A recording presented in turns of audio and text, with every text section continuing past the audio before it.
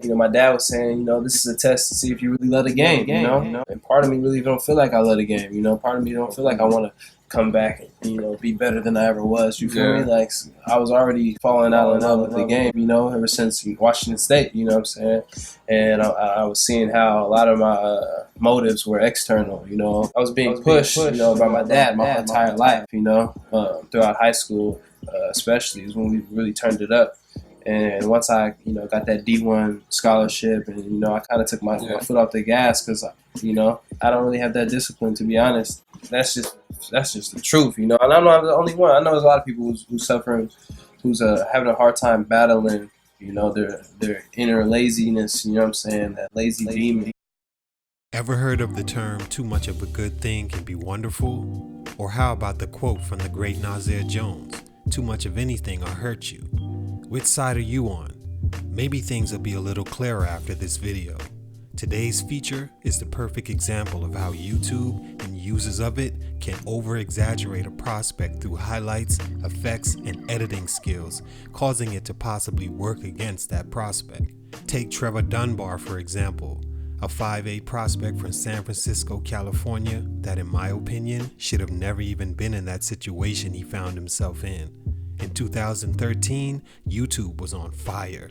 It was always slightly misused and neglected since its inception in 2005. But if you were one of the few that were on it since then, you were one of the few that knew of the potential power it possessed. By 2013 though, basketball highlight videos had skyrocketed, from Jayshon Augusto to Trey Jefferson, Akil Carr, Alonzo Trier, all the way down to the Melo Balls, Julian Newmans, and any other underage kid being pushed in front of the cameras. Trevor Dunbar was no different. By his own admittance, he wasn't built for the level of basketball his dad wanted him to play at, or what YouTube presented him to be, which we'll speak on later. I could name more than a few reasons he's nowhere to be found around high levels of basketball, but let's focus on three of the main ones. It's your boy JC, Stunted Growth. Ash, get it, man. Stunt number one, fanny packed. And no, not that goofy shit I seen LeBron wearing the other day, or some shit Dwayne Johnson thought went well with the MJ jeans in the 90s. Nah, I'm talking about the size of the bag Dunbar's game was equipped with. Yes, Trevor did have the shift package that was oh so groundbreaking in 2013 apparently, but beyond dribbling the basketball, he didn't offer anything else. I mean, nothing. And yes, there is a difference between dribbling and having handle that actually gets you somewhere. Kyrie Irving has handle. Jamal Crawford has handle. I know his handle package gets slept on often, but D Rose has handle. Dunbar had what I call ball handling moves, like moves he practiced over and over and hoped it worked, and if it didn't, do another one of the practice moves until something got a ooh and ah from the crowd. Trevor would play his high school basketball at St. Ignatius in San Francisco, where he was unranked throughout his years there, but was blowing up online because of his so-called shifty nature. At the time, shifty was the catchphrase of the day, like jelly is in 2019. You couldn't help but see his highlight tapes plastered all over YouTube and seeing his following of fanboys increase in mass numbers. But while ever so gently hugging his nuts, they weren't aware of the damage they were doing to a prospect that, if you ask most D1 coaches, would be a walk-on in their program skill-wise. This hype led Dunbar to completely neglect things like learning how to pass, being a point guard, and not some clear-it-out globetrotter freezing out his teammates. Nah, but most importantly, he didn't work on the most neglected aspect of young ballers, which was shooting the basketball. At his size, if you don't have a deadly jumper along with a nasty floater, I'm sorry, but there isn't much space for you on those higher levels like D1 and above. Take Tyler Ulis, for example. Same size, but complete opposite. Great leader, nice shot, and didn't do all that dribbling in one space like Dunbar did. Stunt number two, outclassed. This reason falls in perfect sequence to reason number one. Dunbar's hype was to the extreme during his senior year in high school.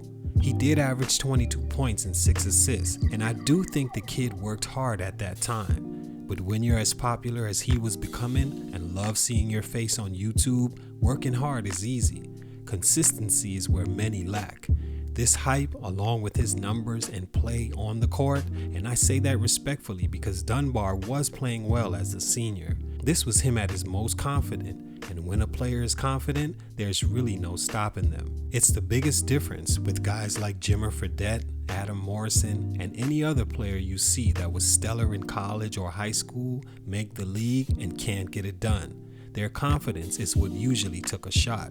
By season's end, Dunbar had racked up a few D1 offers, mostly mid-majors on the West Coast, Maryland, and Washington State, where he ultimately committed but had to take a financial aid route because of the NCAA deadlines. Washington State is where he showed on the court and off he wasn't ready physically and mentally.